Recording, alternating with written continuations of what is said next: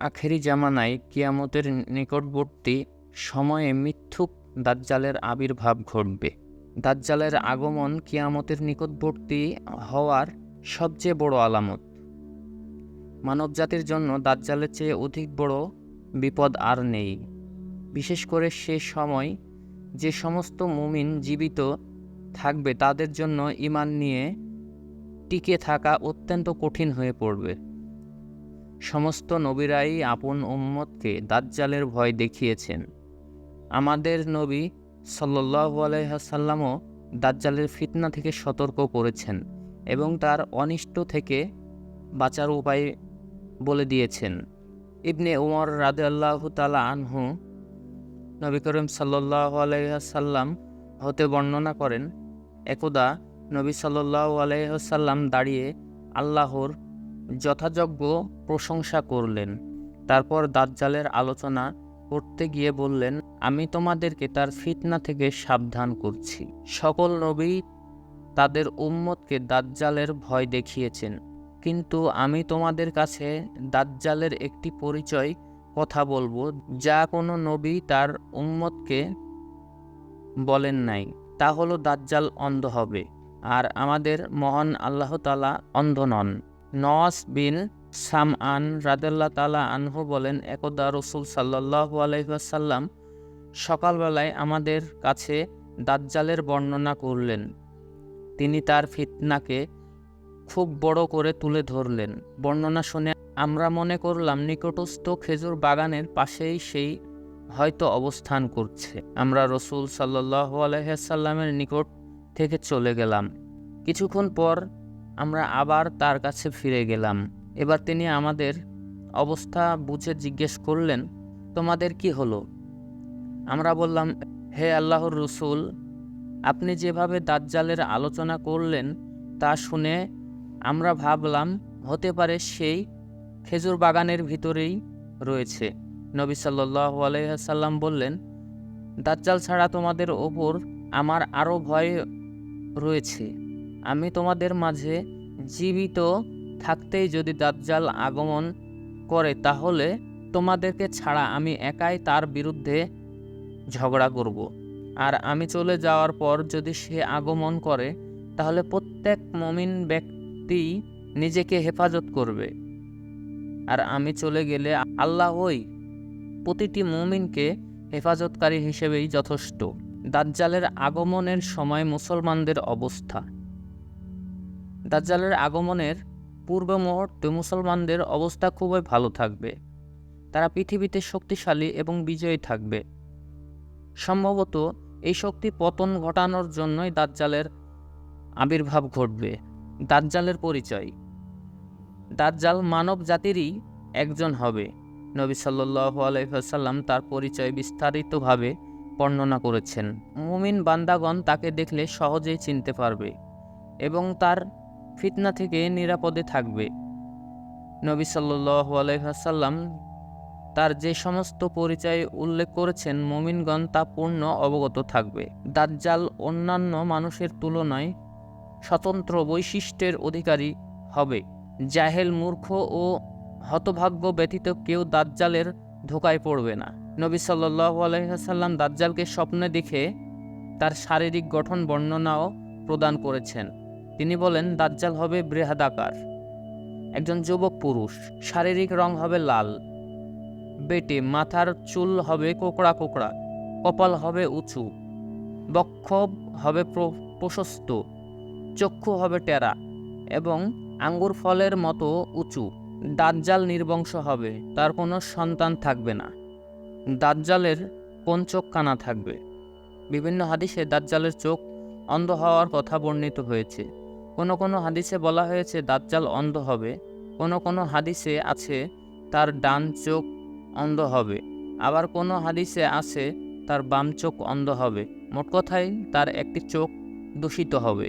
তবে ডান চোখের অন্ধ হওয়ার হাদিসগুলোই বুখারী ও মুসলিম শরীফে বর্ণিত রয়েছে। মোট কথা, দাজ্জাল অন্যান্য লক্ষণগুলো তার কাছে অস্পষ্ট থেকে গেলেও অন্ধ হওয়ার বিষয়টি কারো কাছে অস্পষ্ট হবে না। দাজ্জালের দু চোখের মাঝখানে কাফের লেখা থাকবে। দাজ্জালকে চেনার সবচেয়ে বড় আলামত হলো তার কপালে কাফের লেখা থাকবে। অপর বর্ণনায় আছে তার কপালে কাফের এই 3টি বর্ণ লেখা থাকবে। প্রতিটি মুসলিম ব্যক্তি তা পড়তে পারবে।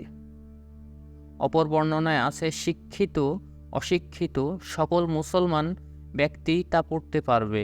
মোট কথায় আল্লাহ মুমিনের জন্য অন্তর্দৃষ্টি খুলে দেবেন, ফলে সেই দাজ্জালকে দেখে সহজেই চিনতে পারবে।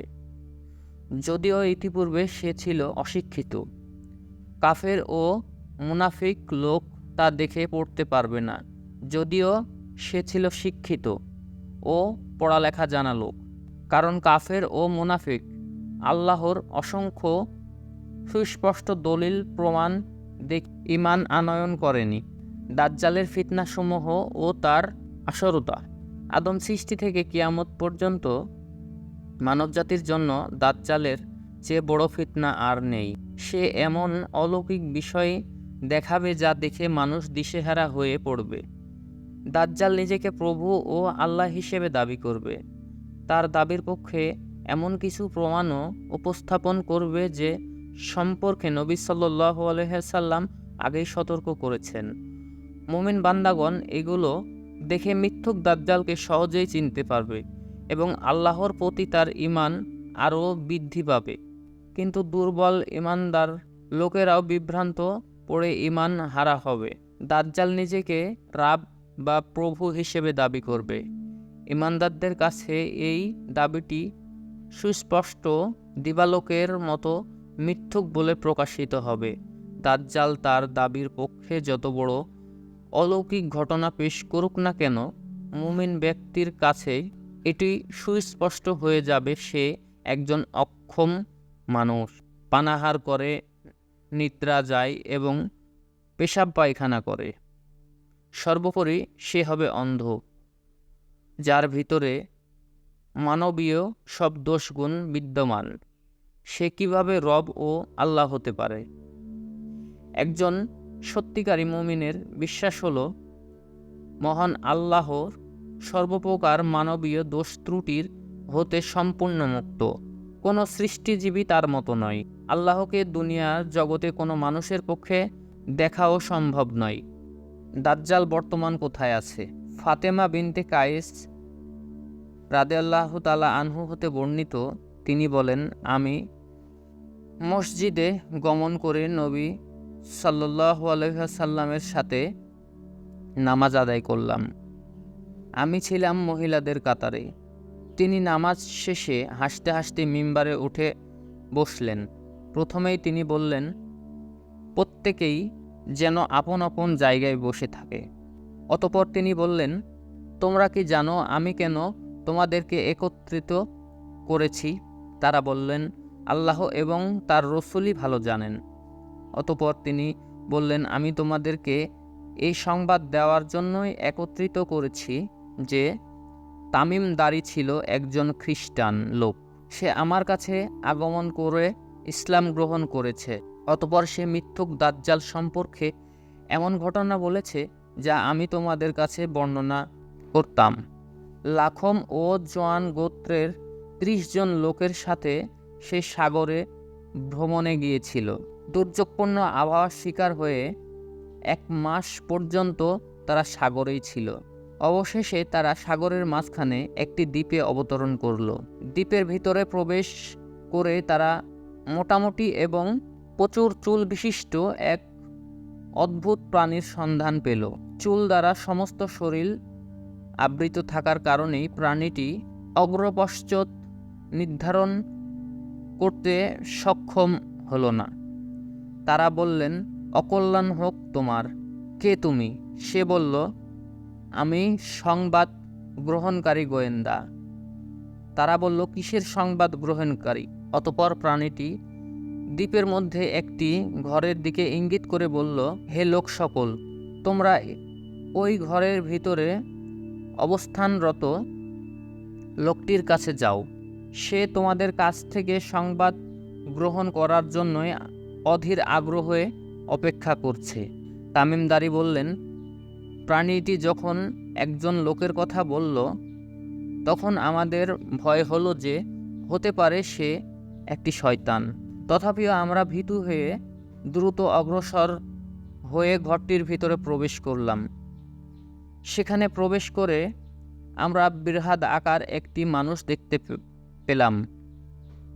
এত বড় আকৃতির মানুষ আমরা ইতিপূর্বে আর কখনো দেখিনি। তার হাত দুটি ঘাড়ের সাথে একত্রে করে হাঁটু এবং গোড়ালির মধ্যবর্তী স্থানে লোহার শিকল দ্বারা বেঁধে রাখা হয়েছে। আমরা বললাম, মরণ হোক তোমার, কে তুমি? সে বলল, তোমরা আমার কাছে আসতে সক্ষম হয়েছ, তাই আগে তোমাদের পরিচয় দাও।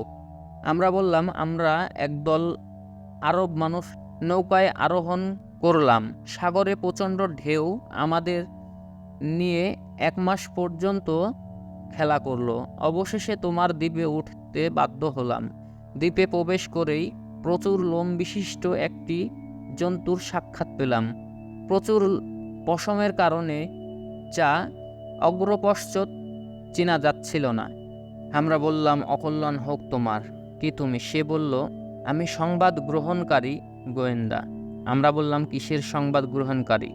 অতঃপর প্রাণীটি দ্বীপের মধ্যে এই ঘরের দিকে ইঙ্গিত করে বলল, হে লোক সকল, তোমরা ওই ঘরের ভিতরে অবস্থানরত লোকটির কাছে যাও। সে তোমাদের নিকট থেকে সংবাদ গ্রহণ করার জন্য অধীর আগ্রহে অপেক্ষা করছে। তাই আমরা তার ভয়ে তোমার কাছে দ্রুত আগমন করলাম। হতে পারে তুমি একজন শয়তান। এ ভয় থেকেও আমরা নিরাপদ নই। সে বলল, আমাকে তোমার বাইসান সম্পর্কে সংবাদ দাও। আমরা তাকে বললাম, বাইসানের কি সম্পর্কে জিজ্ঞাসা করছো?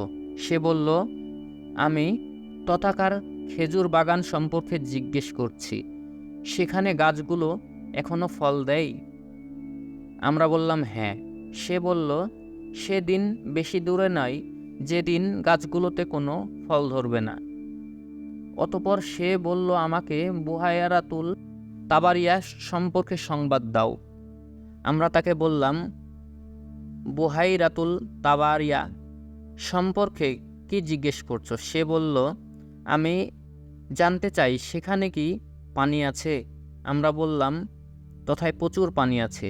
সে বলল, অচিরে তথাকার পানি শেষ হয়ে যাবে।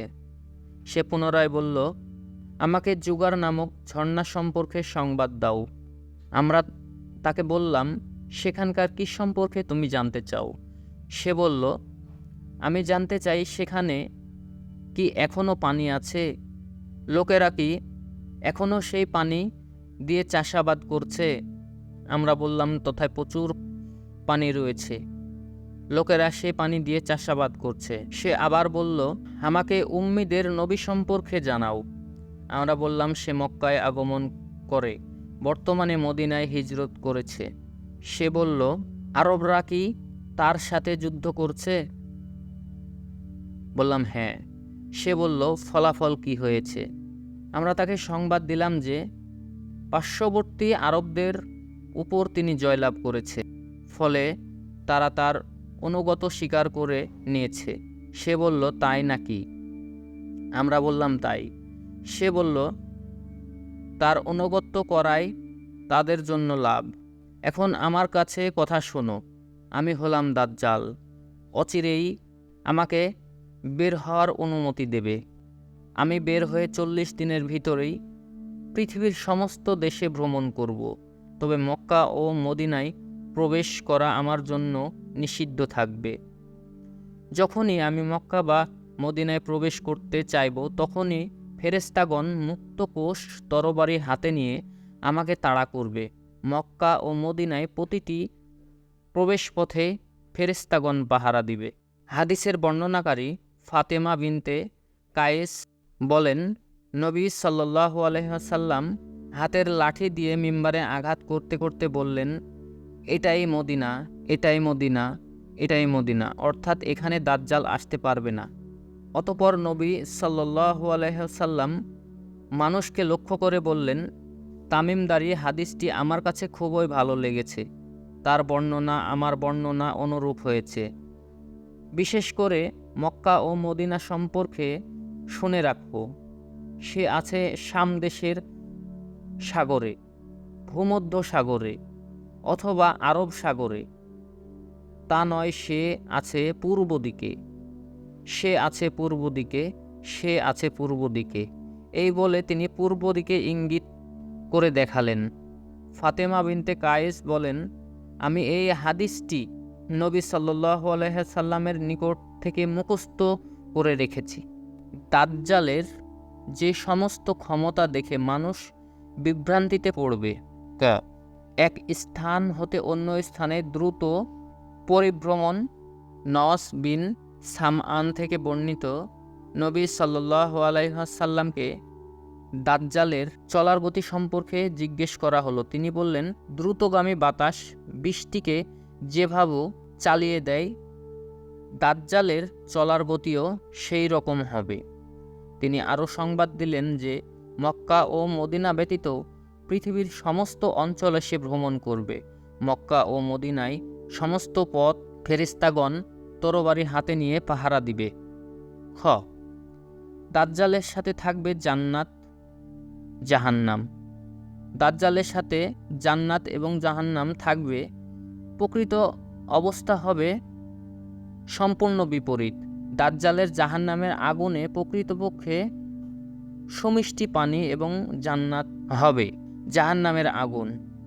নবী সাল্লাল্লাহু আলাইহি সাল্লাম বলেন, দাজ্জালের সাথে যা থাকবে তা আমি অবগত আছি। তার সাথে দুটি নদী প্রবাহিত থাকবে। বাহ্যিক দৃষ্টিতে একটিতে সুন্দর পরিষ্কার পানি দেখা যাবে, অন্যটি দাউ দাউ করে আগুন জ্বলতে দেখা যাবে। যার সাথে দাজ্জালের সাক্ষাৎ হবে সে যেন দাজ্জালের আগুনে ঝাঁপ দিয়ে পড়ে এবং সেখান থেকে পান করে, কারণ উহা সুমিষ্ট পানি। তার চোখের ওপর মোটা আবরণ থাকবে, কপালে কাফের লেখা থাকবে। মূর্খ ও অশিক্ষিত সকল ইমানদারি লোক তা পড়তে সক্ষম হবে। গ, দাজ্জাল মৃত ব্যক্তিকে জীবিত করবে। দাজ্জাল তার কর্মকাণ্ডে শয়তানের সহযোগিতা নিবে। শয়তান কেবল মিথ্যুক ও গোমরাহি এবং কুফরি কাজেই সাহায্য করে থাকে। নবী সাল্লাল্লাহু আলাইহি সাল্লাম বলেন, দাজ্জাল মানুষের কাছে গিয়ে বলবে, যদি তোমার মৃত পিতা মাতাকে জীবিত করে দেখাই, তাহলে কি তুমি আমাকে প্রভু হিসেবে মানবে? সে বলবে, অবশ্যই মানব। এই সুযোগে শয়তান তার পিতামাতার আকৃতি ধরে সন্তানের কাছে বলবে, হে সন্তান, তুমি তার অনুসরণ করো, সে তোমার প্রতিপালক। হে আল্লাহ, আমরা আপনার কাছে দাজ্জালের ফিতনা থেকে আশ্রয় চাই। ঘ, জড় পদার্থ পশুরা দাজ্জালের ডাকে সাড়া দেবে। দাজ্জালের ফিতনার মধ্যে আল্লাহ তার বান্দাকে পরীক্ষা করবেন। দাজ্জাল আকাশকে আদেশ দিবে বৃষ্টি বর্ষণের জন্য, আকাশ তার আদেশে বৃষ্টি বর্ষণ করবে। জমিনকে ফসল উৎপাদন করতে বলবে, জমিন ফসল উৎপাদন করবে। চতুষ্পদ জন্তুকে ডাক দিলে তা দাজ্জালের ডাকে সাড়া দিবে। ধ্বংসপ্রাপ্তি ঘরবাড়ি তার নিচে লুকায়িত গুপ্তধন বের করে বলবে। নবী সাল্লাল্লাহু আলাইহি সাল্লাম বলেন, দাজ্জাল এক জনসমাজে গিয়ে মানুষকে তার প্রতি ঈমান অনয়নের আহ্বান জানাবে, এতে তারা ঈমান আনবে। দাজ্জাল তাদের উপর বৃষ্টি বর্ষণ করার জন্য আকাশকে আদেশ দিবে, আকাশ থেকে বৃষ্টি বর্ষণ করবে। জমিন ফসল উৎপাদন করবে এবং তাদের পশুপালা ও চতুষ্পদ জন্তুগুলো অধিক মোটাতাজা হবে এবং পূর্বের তুলনায় বেশি দুধ প্রদান করবে। অতঃপর অন্য একটি জনসমাজে গিয়ে মানুষকে তার প্রতি ঈমানের আহ্বান জানাবে। লোকেরা তার কথা প্রত্যাখ্যান করবে। দাজ্জাল তাদের নিকট থেকে ব্যর্থ হয়ে ফিরে আসবে। এতে তারা চরম অভাবে পড়বে, তাদের ক্ষেত খামার চরম ফসলহানি দেখা দিবে। দাজ্জালের পরিত্যক্ত ভূমি তার লুকায়িত গুপ্তধন বের করতে বলবে। গুপ্তধনগুলো বের হয়ে মৌমাছির দলের ন্যায় তার পিছে পিছে চলতে থাকবে। দাজ্জাল একজন মুমিন যুবককে হত্যা করে পুনরায় জীবিত করবে। নবী সাল্লাল্লাহু আলাইহি সাল্লাম বলেন, দাজ্জাল বের হয়ে মদিনার দিকে অগ্রসর হবে।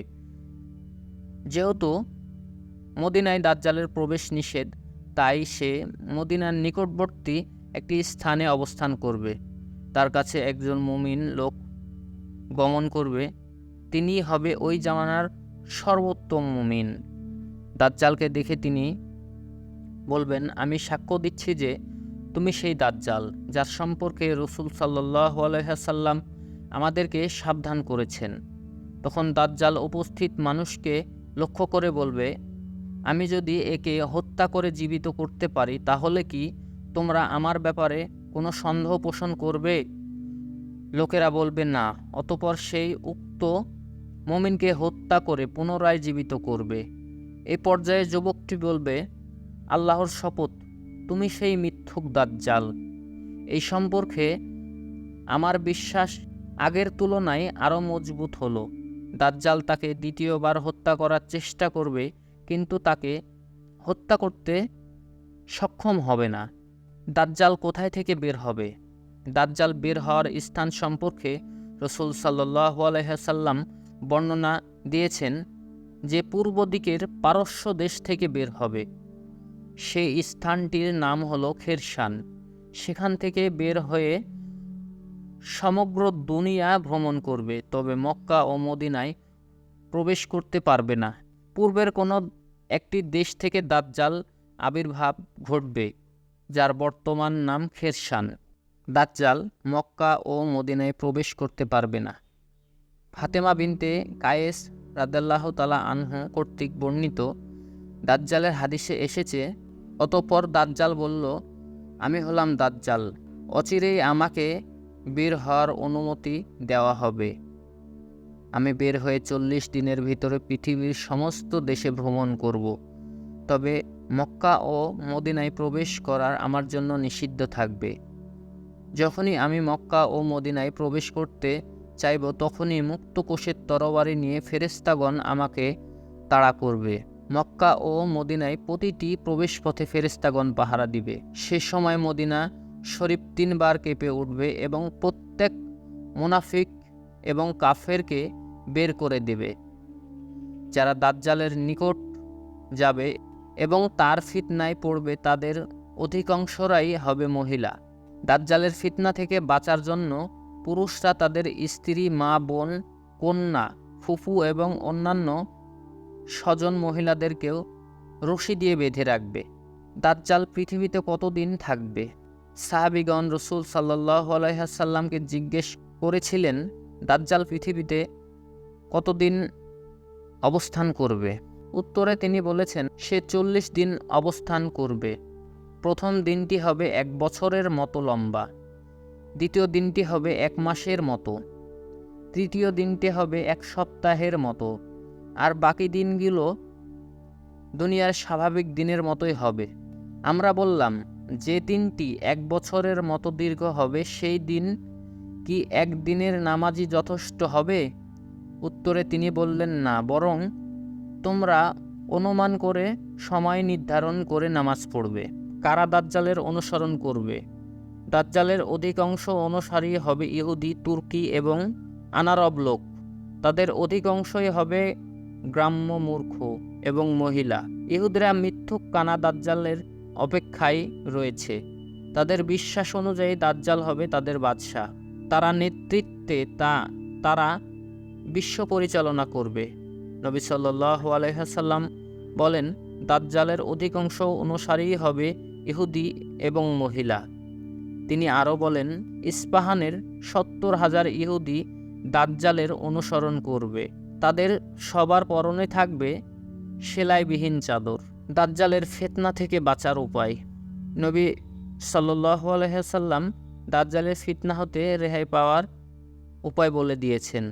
উম্মতের উপর যেহেতু দাজ্জালের ফিতনা সবচেয়ে বড়, তাই তিনি দাজ্জালের ফিতনা থেকে কঠোরভাবে সাবধান করেছেন এবং দাজ্জালের লক্ষণগুলি সুস্পষ্ট করে বর্ণনা করেছেন, যাতে মুমিন বান্দাগণের জন্যই এই প্রতারক, ধোঁকাবাজ ও মিথ্যুক দাজ্জালকে কোনরূপ অসুবিধা না হয়। ইমাম শাফারাইনি রহমতুল্লাহ আলাইহি বলেন, প্রতিটি জ্ঞানী মুসলিমের উচিত তার ছেলে, মেয়ে, স্ত্রী, পরিবার এবং সকল নারী পুরুষদের জন্য দাজ্জালের হাদিসগুলো বর্ণনা করা। বিশেষ করে ফিতনায় পরিপূর্ণ আমাদের বর্তমান জামানায় দাজ্জালের ফিতনা থেকে বাঁচার উপায় নিম্নরূপ: ১. ইসলামকে সঠিকভাবে আঁকড়ে ধরা। ইসলামকে সঠিক আঁকড়িয়ে ধরা এবং ঈমানের ওপর অটল থাকায় দাজ্জালের ফিতনা থেকে বাঁচার একমাত্র উপায়। ২. দাজ্জালের ফিতনা থেকে আশ্রয় প্রার্থনা করা।